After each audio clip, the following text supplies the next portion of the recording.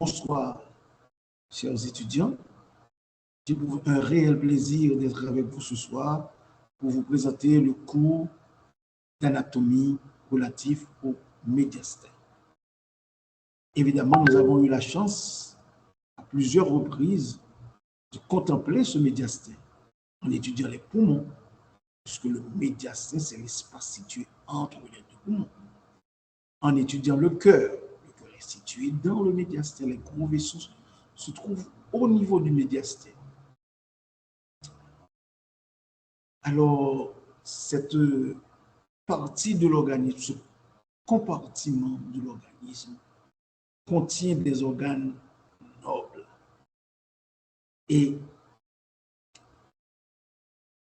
on doit se rendre à l'évidence que le médiastin se caractérise par la beauté de l'agencement des organes et l'étroitesse des relations. Alors, tout le challenge réside dans cette complexité anatomique qui se traduira au cours de votre formation plus avancée par la complexité chirurgicale. Pour contempler le médiastin, il faut récliner les deux poumons. Et sur ce beau schéma, vous pouvez visualiser les différents organes du médiastin. Alors, les objectifs que nous poursuivons à travers ce cours, c'est de décrire le médiastin dans sa forme et dans ses divisions, de décrire aussi les différents éléments qui s'y trouvent. Alors, nous allons adopter le plan que voici, qui consiste à explorer le champ conceptuel, à décrire le médiastin, à visualiser, étudier avec vous les différents compartiments de ce médiastin. Le mot médiastin vient du latin mediastinus,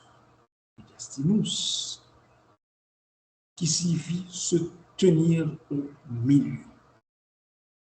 Alors, le médiastin est la partie du thorax située entre les deux régions pleuro-pulmonaires.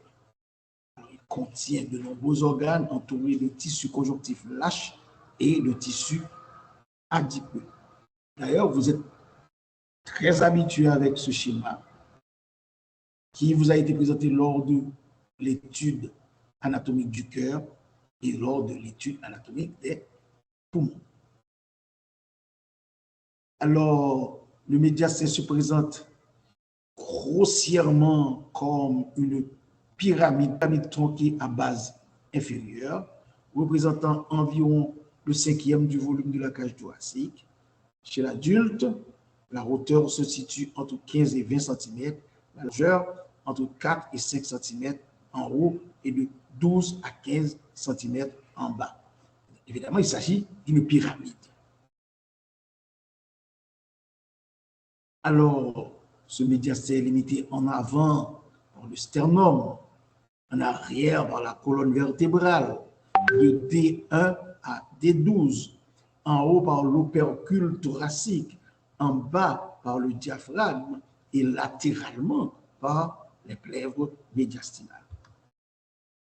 Alors, il existe plusieurs classifications anatomiques de là. Nous allons considérer en tout premier lieu la classification de Felson, qui divise le médiastin en trois compartiments: un compartiment antérieur, un compartiment moyen et un compartiment postérieur. Alors, ici, j'ai pris le soin de vous présenter ces compartiments sur une radiographie, déjà pour vous permettre de faire la corrélation entre l'anatomie et l'imagerie. Alors, le médiastin antérieur est situé en avant de la trachée du péricarde. Il contient le cœur, les gros vaisseaux et le thymus. Le médiastin moyen en regard de l'axe trachéobronchique qui contient la trachée, carène, les bronches, la crosse de l'aorte, la crosse de la zygos et des ganglions, le médiastin postérieur en arrière de l'axe trachéobronchique contenant l'œsophage. Les chirurgiens, les associations de chirurgiens se sont mêlés de cette affaire de classification et eux-mêmes, ils commencent par rapport à leur priorité à diviser le médiastin en compartiments prévasculaires, un compartiment viscéral et un compartiment paravertébral, évidemment, avec leurs frontières et évidemment leur contenu. Par exemple, dans le compartiment prévasculaire se trouve le thymus, la graisse, les ganglions lymphatiques, la veine brachocéphalique gauche. Alors, évidemment, dans le compartiment viscéral se trouve la trachée, la carène, l'œsophage, etc. Dans le compartiment paravertébral se trouve la colonne et les tissus. C'est une autre classification, beaucoup plus en rapport avec la chirurgie, le contenu et la chirurgie. Alors, les associations de recherche sur le thymus ont eux-mêmes aussi présenté leur classification de par la fréquence de localisation des pathologies. Pas vrai, dans le médiastin supérieur, on peut trouver là un goitre plongeant, c'est-à-dire un goitre qui a laissé son domicile, c'est-à-dire la région cervicale, pour se prolonger au niveau du thorax. Un thymome. Ouais. Par contre, dans le médiastin postérieur, ce sont les tumeurs neurogéniques. Dans le médiastin moyen, on peut trouver les kystes du péricarde, les tumeurs bronchogéniques.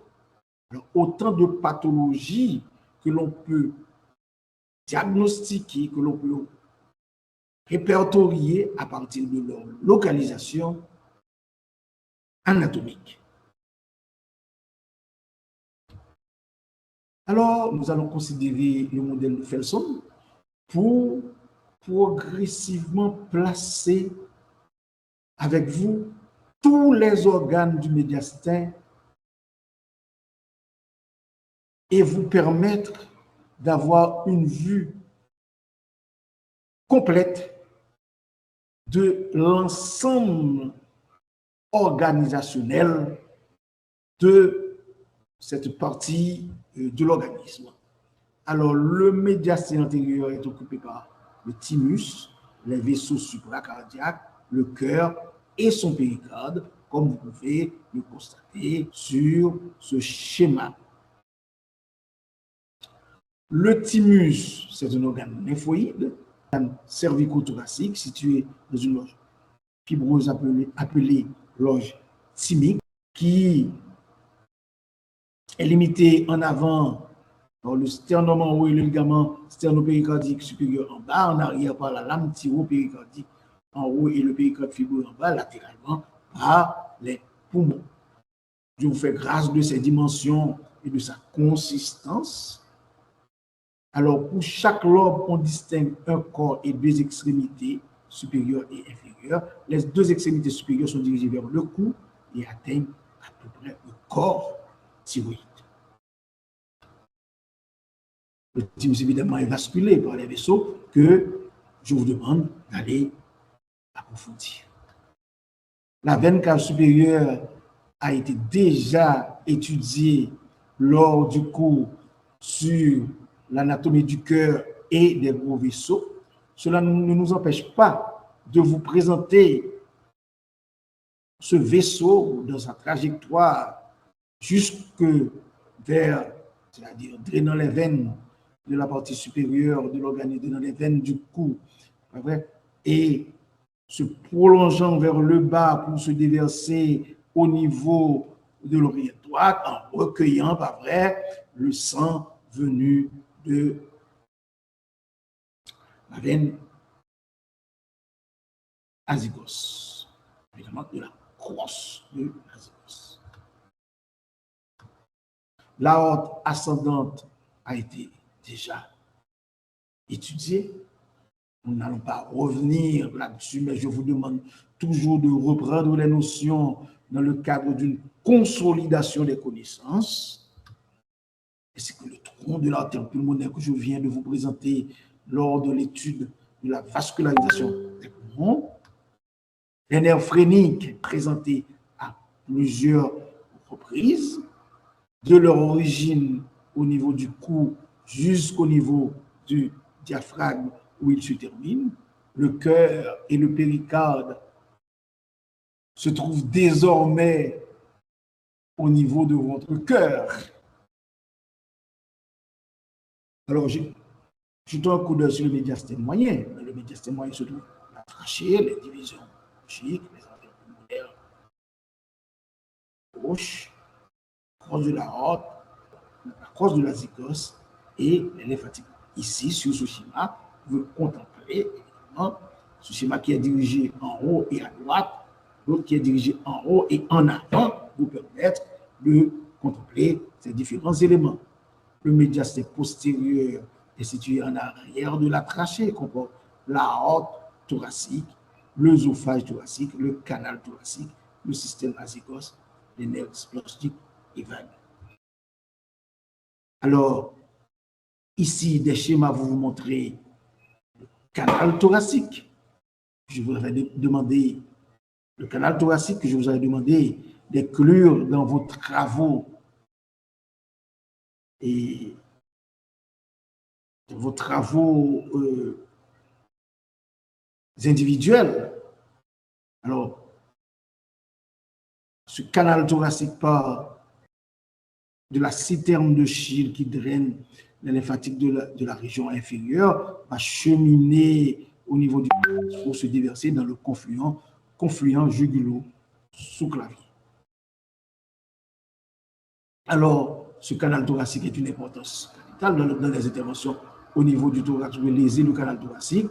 Dans les traumatismes, le canal thoracique peut être aussi lésé, entraînant un chylothorax. Il peut y avoir au niveau du thorax un épanchement de sang, comme je vous l'avais dit tantôt, un épanchement de liquide dans le cas d'une pleurésie, un pneumothorax, c'est-à-dire l'air épanché au niveau de la cavité pleurale, mais il peut y avoir aussi un chylothorax, c'est-à-dire du liquide provenant du canal thoracique, le chyle, déversé au niveau de la cavité pleurale. Le système azygos, qui, dans le passé, avait fait l'objet d'une étude que vous devriez vous-même réaliser, mais j'ai pris quand même le soin de vous présenter ce système azygos avec la crosse de la zygos, les deux hémi-azygos ascendant et descendante, et le croisement de la colonne vertébrale pour se déverser dans la veine azygos. Alors, les veines de la partie inférieure vont se drainer au niveau de la partie ascendante. Les veines de la partie supérieure vont être drainées dans la partie descendante. OK? Et de par ce croisement, ces deux hémiazygos vont se jeter au niveau de la veine azygos qui elle-même se jette au niveau de la veine cave. Alors, je vous demande d'aller reprendre la veine cave inférieure, de placer la veine cave inférieure à côté de la aorte, de placer les veines lombales, les veines rénales, les veines surrénales, les veines qui vont se drainer au niveau des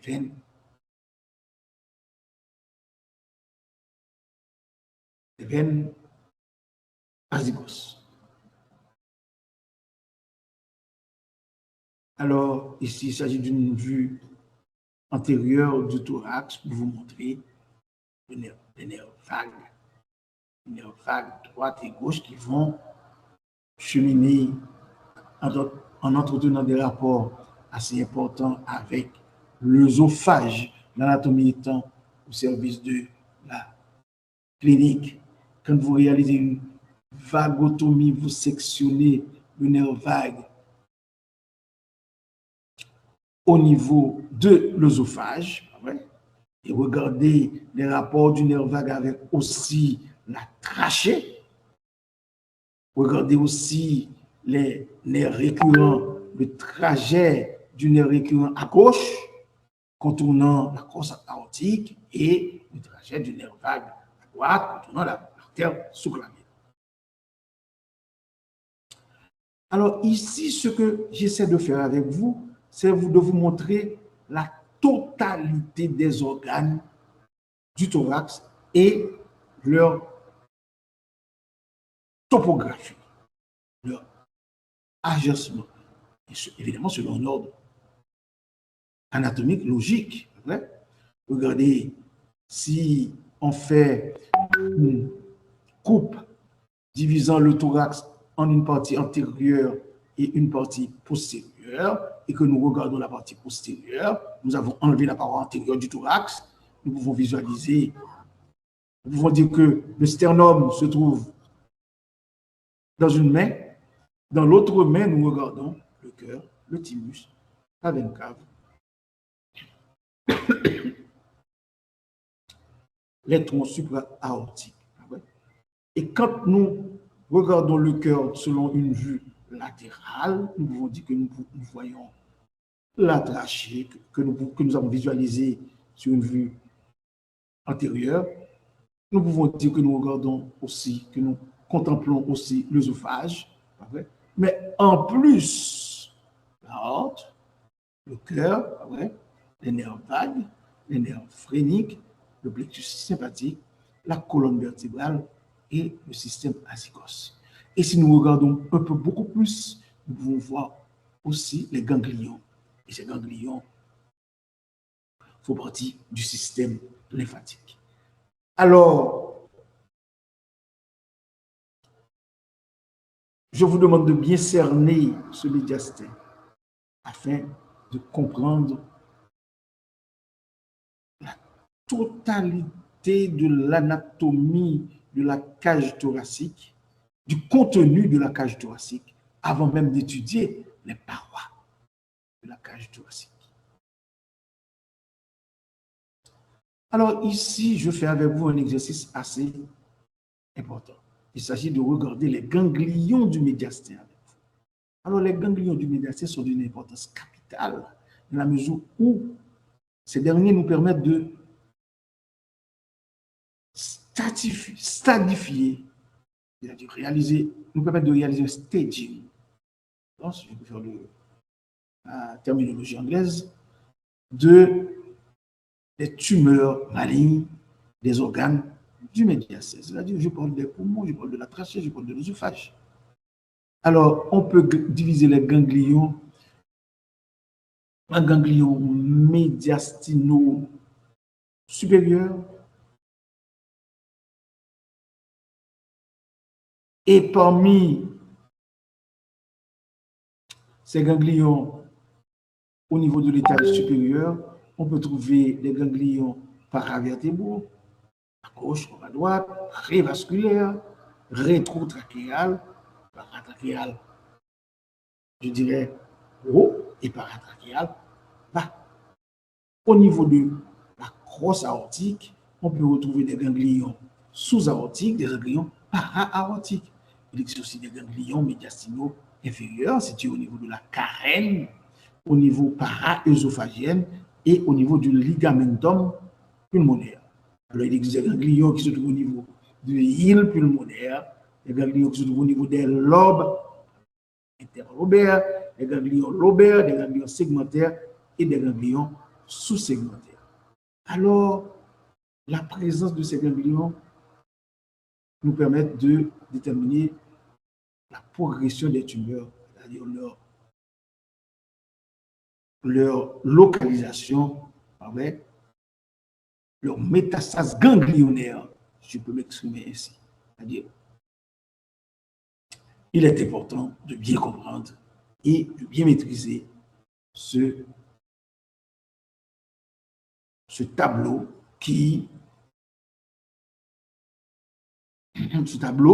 des ganglions du médiastin.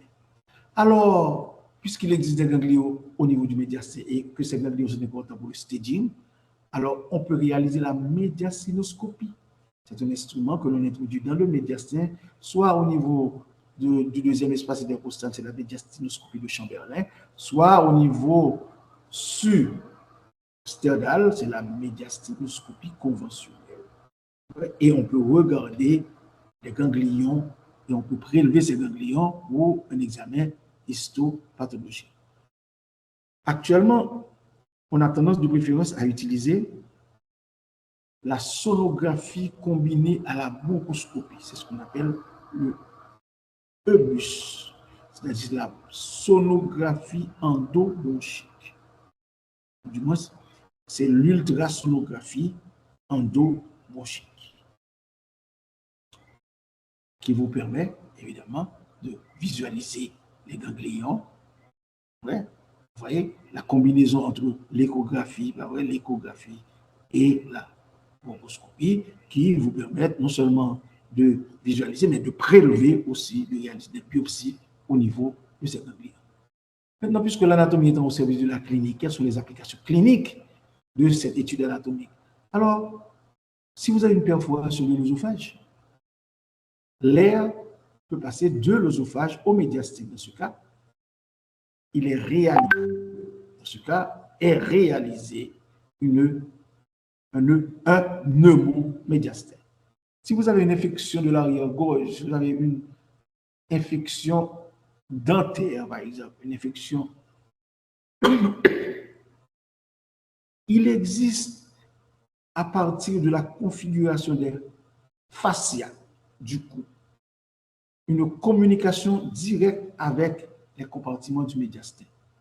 Et ce qui permet à l'infection dentaire, à l'infection de l'arrière-gorge, de progresser jusqu'au niveau du médiastin et vous donner une médiastinite.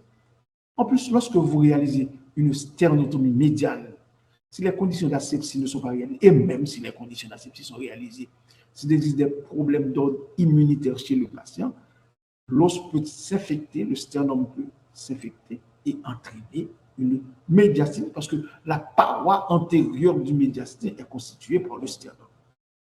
Alors, ce sont des pathologies graves. 40% des cas, les gens atteints de médiastinite meurent.